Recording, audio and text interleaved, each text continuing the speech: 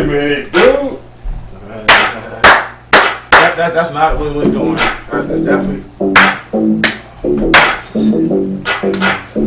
You said I'm sorry, man. This ruins the whole mood, man.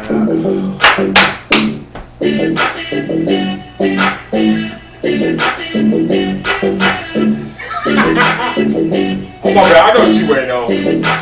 Oh, H, I, oh, here we go. Oh, H, I, oh, here we go. Oh, H, I, oh, here we go. Oh, H, I, oh.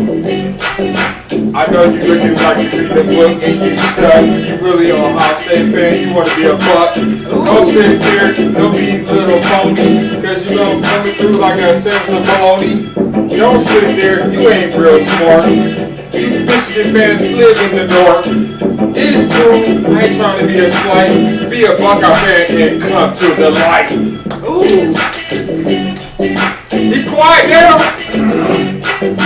How you guys doing today? You guys doing alright? See, every time I freestyle when this man talk, always sound like Ewok from Star Wars type stuff, some kind of made up character. Yeah, I made a character. Yeah, it's me, man. They gonna meet me nice. And I be so right, and I look so tight. And I look way better than Keith every day and every night. I talk that mess. Boom, boom, boom, just like that. Like, alright. Yeah, it's me. See, me, the corner pop kid.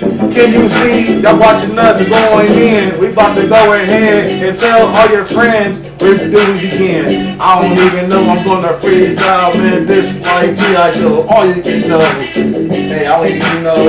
I like how you said that, bro. I messed up. We going in like a violin. We going in Hey, like a violin. We going in like a violin. Everybody going in like a violin. Going in like a violin. We going in Hey, you know what? like a We're going into violin. that. Welcome to Corona Pocket BCP, baby.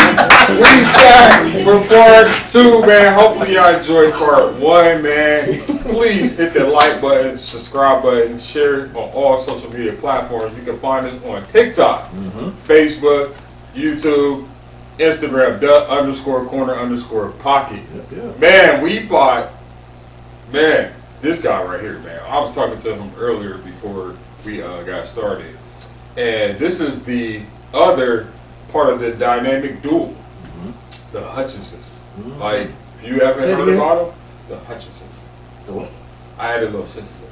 Oh, okay. Yeah, I just add that to that. That's one of the made up things. I'm not talking about number 97 from Michigan, my guy. Even though he stole Joey Bosa's number because he was inspired by Buckeye. Don't put your hand down, my guy. That's what it is. Anyway, we got. I heard again what that's all I heard, but I don't whatever. I told y'all, I don't know what to expect. But we are back with Mr. and Mrs. Hutchinson on the set for part 2, man. I know y'all love that story. We're going to go a little deeper. So we were talking about the relationship, how it impacted her, and how she was able to trust Todd to move forward to where they are now. I got a question for you, Todd. How are you able to handle that hurt she went through and still love her in spite of it? How was you able to do that? Because like most guys might see, I see that baggage, you got a train load, a truck load, a plane load. Ooh, deuces, run Forrest, run. What made you stay? And like, how were you able to get to the point of being married? Really, it all goes back to, and you can take it all the way back to just me participating as an athlete. I'm not athletic anymore, but anywhere. You're an athlete? Growing up, Pretty big, man. Yeah, pretty big. football, man. basketball, track and field, middle school, all the way to high school, went to the Navy. I think that really was like really the tipping point, where the commitment goes to another level. You guys probably play sports. Yeah. You're committed to your team, your school, stuff like that. You want to represent and stuff, and then that commitment, even when you take losses, you will come back to practice. Yeah. You do it again and stuff like that. So the military really took it to that next notch when it came to being a committed person. Because at that point, I didn't even want to be in the military, but I knew I had to do my time. I had to do that for 4 years. You sign for it 4 years, you gotta do it whether you want to or not. You want for Sam's property at that point. But when I committed to my wife, it was different. I wanted to be there, and if I was in a situation in the military where they were like, hey, you know, who came, they asked us in a big auditorium, who came to die for your country? None of us raised our hands. And the guy was like, well, I came to die for y'all's country. So, crickets. When you get married and then, you know, you're a believer and you hear the words of the vows that they say, till death do us part. And I was already used to making that commitment because I rose my right hand, you know, swore into the military. So when you put the rings on and you say I do, it's basically the same thing. You know, till death do us part. Right. So this coming from that background, you know, honor, courage, commitment, those are the things they put in place in the military, stuff like that. And then your whatever school your mantras was, they had these committed phrases you put in. But I think it's just having a pedigree or a character thing of being a committed man in general. But as far as the baggage, that didn't get unpacked until It's a show called that, like, the baggage. Because, you know, when you know, because we didn't take long to get married neither. We were seeing each other. We were seeing each other in college. 3 months. For a couple of years in college, study, you know, partners and stuff like that. But once we knew it was like, it was real, we're like, hey, we need to go ahead and lock this in. We were still in college when we got married. So you knew. Yeah. You knew. He told me the first date that he wanted to marry me. Oh, did I tell you the first day? Okay. See, bro, I told you he was like, come study with me. LL Cool J. But just rewinding, we were in the same degree program for like 2 years, a 2-year program. And so I had seen him on and off for like a year and a half. And we didn't have classes together all the time. But when we did, he would say, meet me an hour early to help study. And then he wouldn't really like talk about the work. He would just tell me about his goals and what he was doing in life and maybe ask me some questions or whatever. And I was like, getting mixed messages. I'm like, he's asking me to meet him at school early. He ain't saying nothing. But, so at any rate, that was attractive to me, that he wasn't like trying to, like, you know how some guys want to date you, want to talk to you, hey, come out, let's do this and that. He wasn't doing any of that. He was just like, literally, meet me early at the school and study. And I'm like, and so then I would try to come to school cute and get close to him. And, I mean, he didn't flinch. And I was like, oh. And the thought that came to me was, if he is attracted to me and he does not flinch when I like am blatantly flirting, that lets me know that I can trust him around other women. You know what I mean? To me, so then that made me want him more. Like, man, like he's not like the other guys out there. And so I didn't see him again probably so this was 2009.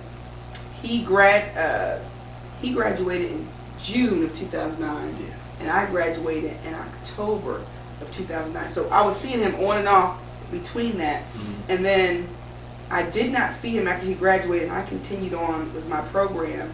And I thought to and mind you, he never asked to date me or anything, and so he would literally just study with me, and I'm like, all right, if I see him again, I guess I'm gonna have to say something. So, you know, normally my rule book is let the guy say something, but because he wasn't saying anything to me, I was like, all right, if I see him again, I'm gonna have to. So what he was doing some mind manipulation, man. He was doing a reverse psychology to make you want him. I see you, Tom, boy. God, stop down, boy. He said, that's what my wife said. I'm making my wife, boy, I'm gonna do this, man. I know it said he who finds a wife, he's like, you gonna find me.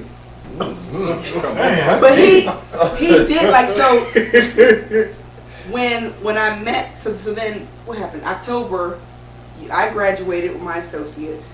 You had graduated in June, and then he started back his bachelor's program that same October, and I had decided to start my bachelor's program in October. Now, mind you, I hadn't seen him in months, but he was in my very first class in October, and I was like, all right, this is my moment. I was like, I can't, because we weren't going to have any more classes together, and I was like, I got to figure this out. I got to figure out how to say something to him. And someone had broken into my car and busted my window out one day. Mm. And I had always had his phone number because he would text me and say, meet me a little early for class. And so I was like, all right, I'm going to ask him to take me to class today. And so I sent him a text and said, somebody broke into my car, busted my window, can you give me a ride to class? Now, mind you, I could have driven my own car, but that was my way of like, all right, how can I get outside of the classroom with him? So he picked me up, went to class, and then afterwards, when he went to drop me back off at home, I said, remember what I said? Something about you wanted to get into like a serious relationship with me. I didn't say a relationship. No. Whoa, wait a minute. No. Hey, Todd, you know what, Todd? I believe you, man. No. It's like, I said, I think you're a nice guy, yeah. and I want to get to know you outside of class. That's what I said. And you see how small his eyes are, right? Yeah. So his eyes was like that. And when I said it, they opened up real big. Like, what? Who, me? And so that very same day, and he said, well, what do you like to do? And I said, I went down the list of like maybe bowling or movies or whatever. And I said, what do you like to do? He said, I like the movies. And so he said, well, how about we go to the movies? And I said, when? He was like, today. So that very same day, what did we see at the movies? It was all like 2012 or something. Oh, Yep, okay. the movie was called 2012. I remember that movie. So we went to see that in the theater, and that was our first, and it was so awkward. We were sitting there like, because we had never had conversations about dating before that. It was all about school or goals, whatever. So it was like sitting like, well, what are you doing in the movie with somebody that you ain't really like close to? Like, and so I didn't know what to do, and so we were just sitting there. So then it was the second day. Then we went to, was it Dave and Buster's? Yeah. We went to Dave and Buster's the second day, and then that's when you told me, you was like, I've liked you all these years that we were in class together, and I want to get married to you. But you said we were going to get married in a 2-year after we had graduated with our bachelor's degree. That was the plan. So he had really, that really made me like, wow. So wait a minute, he's liked me all this time and had the discipline because he was focused on what he wanted. The type of person that he is, if he's focused on a goal, he doesn't want to allow anything to distract him. And so that was another thing for me, like for his character, it's like, wow, he's focused on his goals to the point that even though he's attracted to me and wants to get to know me more, he was willing not to say anything for the sake of his goals. But I got him. I know that. Got him. Rudy, man. I got a tough question to ask you, Tom. Now, you know, your wife had talked about on part one the difficulties in conceiving a child. How did that make you feel, and why did your faith not waver during that time? What made you stay committed to conceiving a child? Like, how was that for you? Where were you at? It actually definitely wavered. And then it was also strengthened in the midst of that storm, too. And it was wavering on a lot of different levels. So, to be perfectly transparent, just going into the, every man goes through a stage, Yeah. a teenager, young adult, young man, then you become a man, then you become going to this transition of fatherhood. And depending on your background, people of our complexions, most of our dads wasn't around. So, in life, when you don't have that example, you can be intimidated making that transition from being a man to fatherhood. There's two different things. Somebody turned 18, get out of the house, okay, you a man, but you ain't quite father material yet. Yeah. And then there's a time where you're like, okay, you got to man up and transition to fatherhood. So initially going into the process of having a child was very intimidating. Even before the child was there, I'm like, man, do I have what it takes to be a father? Right. Do I want to do this? And then, once we doubled down and actually wanted to go into to do it, because when it didn't happen the first time, it was like, maybe it's not meant to be, maybe, but then her faith, you know, is the size of that muscle. So you're like, I'm gonna move this mountain. I'm gonna have this child. And I got behind her. I'm like, all right, let's do this. You know, because one day I can't. I broke down crying, man. I'm like, you know, man, I was kind of apprehensive of this because my father wasn't around. This, and the third. I don't know if I'm gonna be a good father. I don't know if I got what it takes. She hugged me and said, "You got everything you need. You can be a great dad." You know, all this stuff. So I was like, all right, let's do it. You know, and we just kept going. And you know, when you're in marriage, you're going to grow. You know, so we've been together for 13 years this January. So we've learned a lot about each other going through the process. Because, like, you know, our pastor always says, you know, when you are you know, when you get married, you know, you get to go home with the real. You know, the honeymoon is just that little time. But when you come back home, you're there with the real. So when you get the real, and you're going through challenges, you know, you're trying to get a job after school, and you're trying, after you get your job and you start walking forward in your career, now you want to really build a family, you're financially stable, now you're like, we're in a position to actually have a family, and then you run into this wall, and it's like, you know, naturally, you want to do what you really want to do, but we got to go to science and figure out how to do this, but we also got to couple that science with faith and allow God to bring that life in, so it took a lot. But really, I would say, like, in the fire, the storm, it brings out things out of you that you would never know that you can do. Like, because I had to give her shots with these huge needles in the belly, in the rear, morning, evening, and I'm like, man, I can't believe I'm doing this stuff to have a child. Needles in the rear, by the way. Yeah.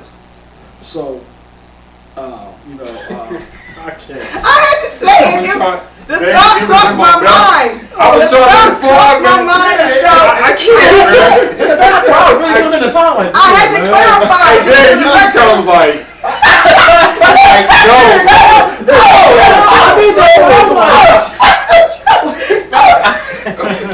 The thought just came to me, so it's legal shots. We ain't talking about nothing illegal, man. Right, Like, right. I was like working Oh, in my the God. rear. DCP, see? I don't know what's gonna happen on this show. And she had a nerve to talk about, oh, what's all gonna be said on there? I don't know. You said it. I can't, bro. Oh, my God. the thought was here and it just came out of my mouth, so I just It's all said good, it. man. It's like in the rears.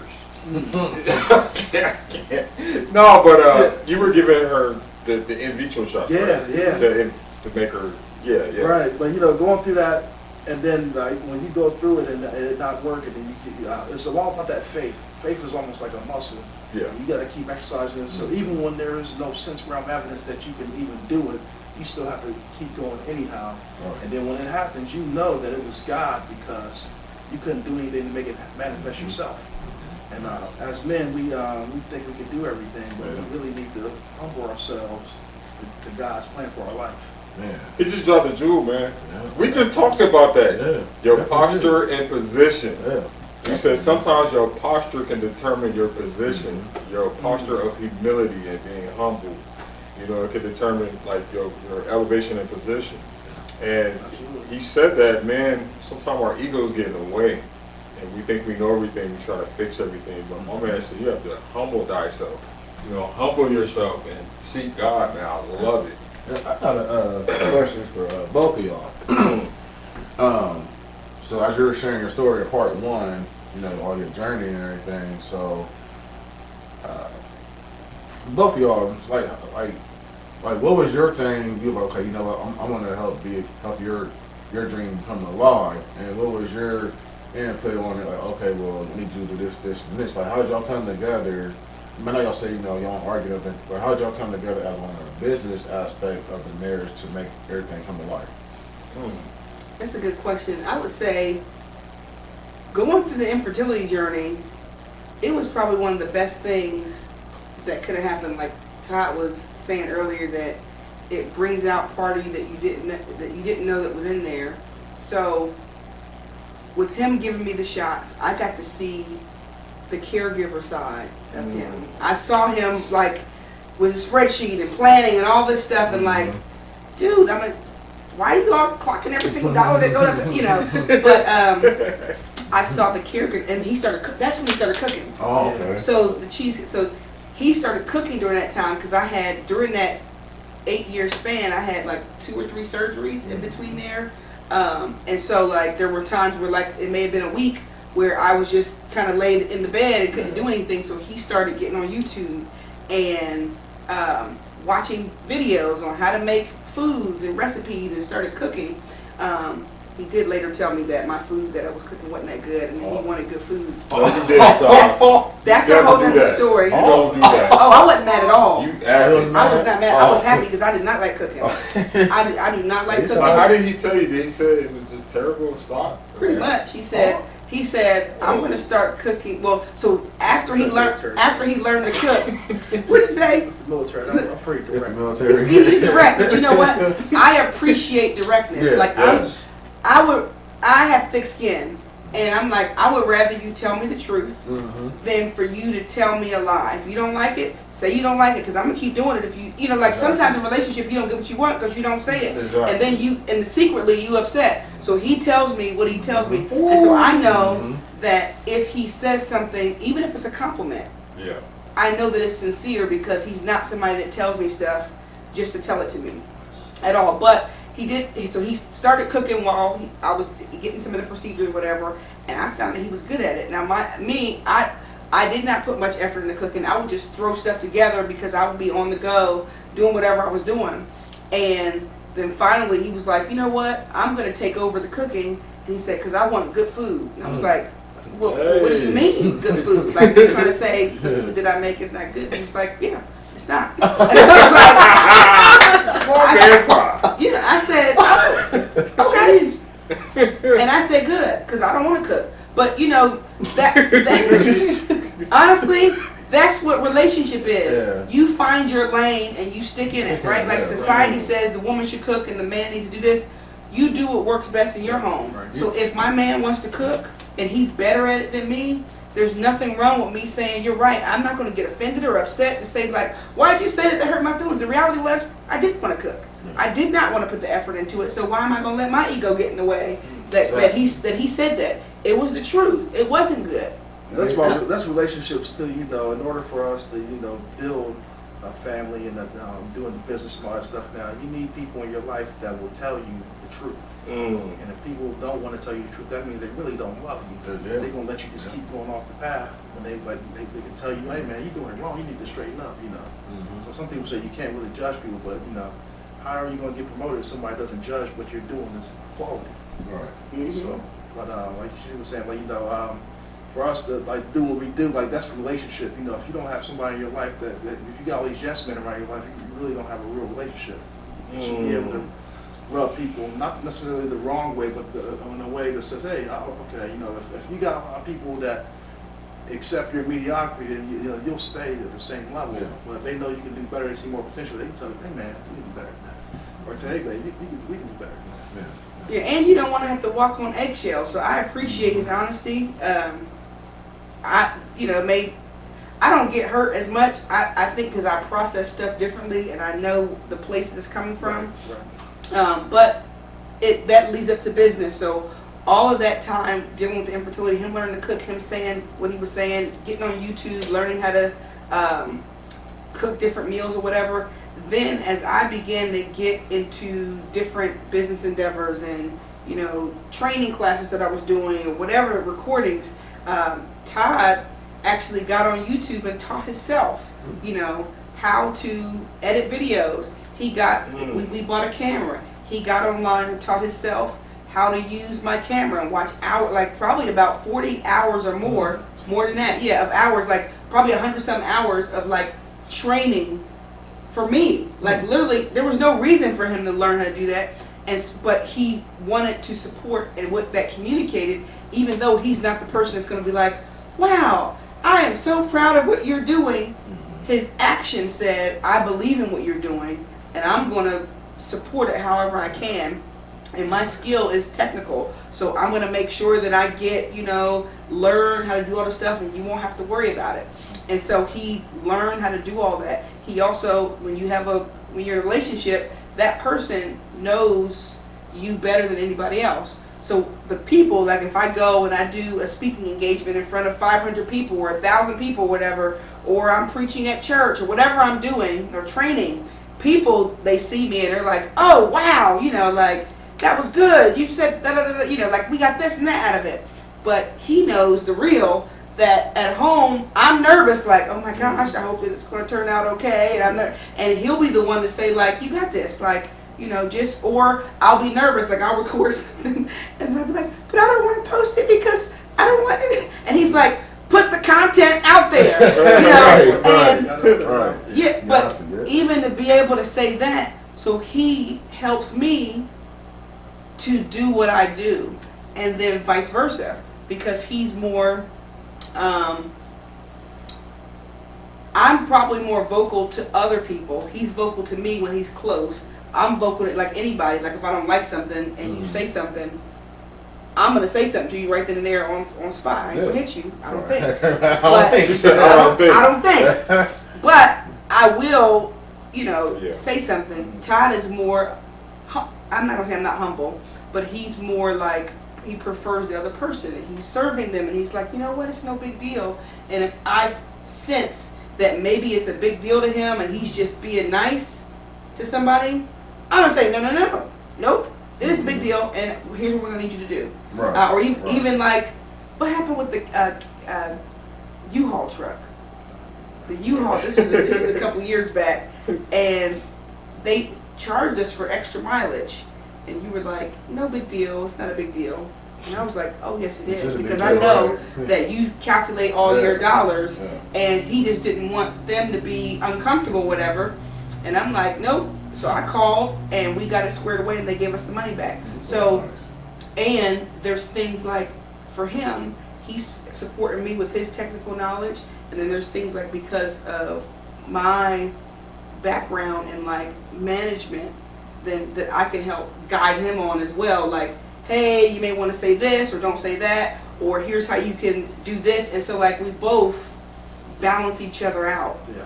And he's structured and I'm a little more spontaneous, even though I'm structured. And so when I am being too spontaneous and going off like, oh, I want to do all this stuff, he's like, focus on the main thing. Well, why are you trying to do all this stuff? And then it'll roll me back in. And when he's being too like structured when it comes to like, I gotta save every little dollar and all this, and I'm like, live, you get one life.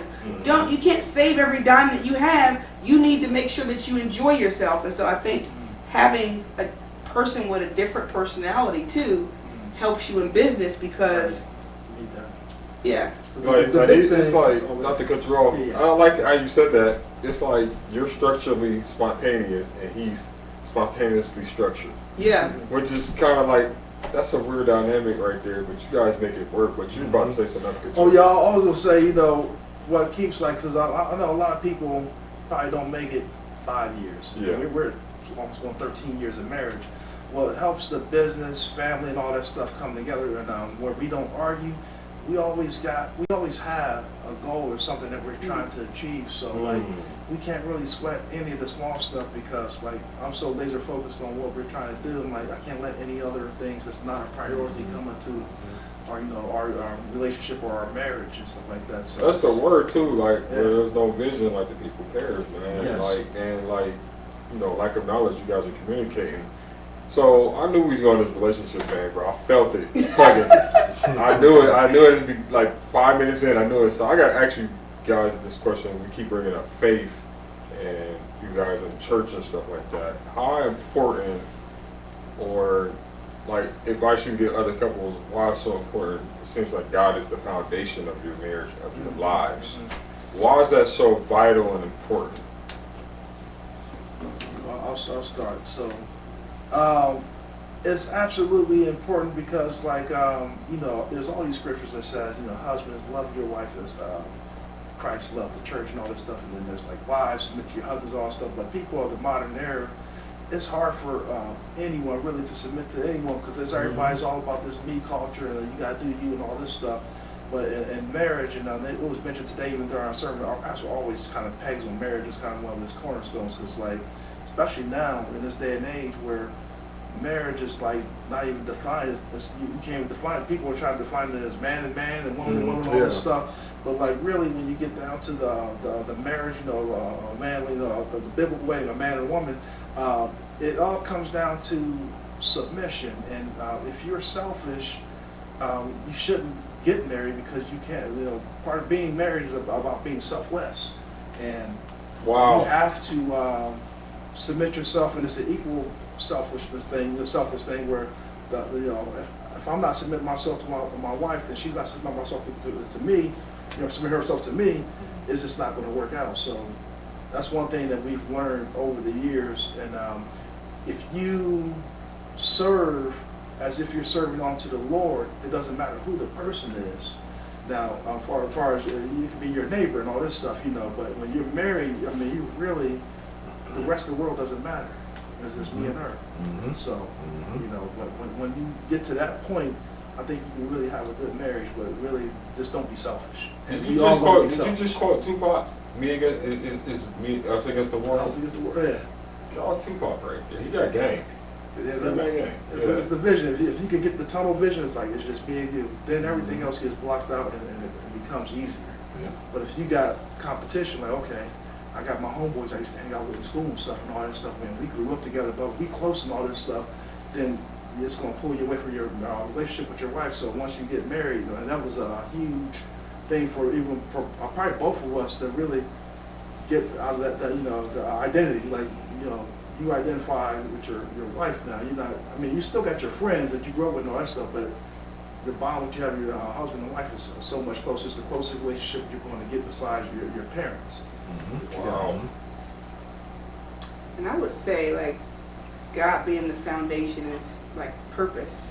So I'm a person of purpose. Whatever I do, I try not to do anything like by accident. Even if I say something, I try to think about like the impact of it. And when you're married to somebody, you have to align on purpose, right? Like, so if you are going east and the person you're married to is going west, y'all are going to strain and pull each other apart. You know what I mean? And so if you're married to someone and you're both focused on something, like Todd mentioned, we always have a goal or something to look forward to. The Bible says, write the vision, make it plain so that he that reads it may run, right? Like, so if you don't have a vision, where are you running to? Right. Then you're running into each other. You know what I mean? But Ooh. something that and this, I just thought about this, maybe one of the reasons why we get along besides communication is that we're always looking forward to something.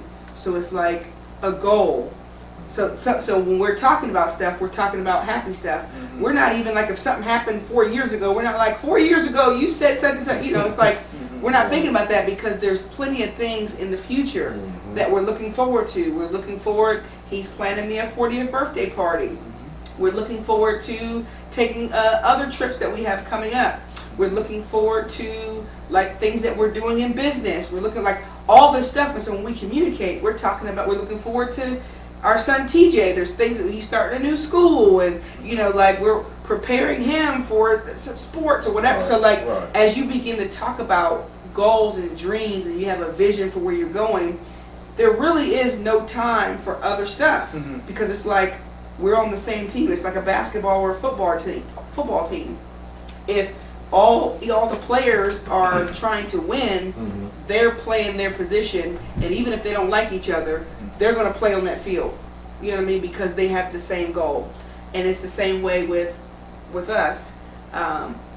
We have a goal, and I believe that God wants to use marriage to demonstrate His relationship with the church.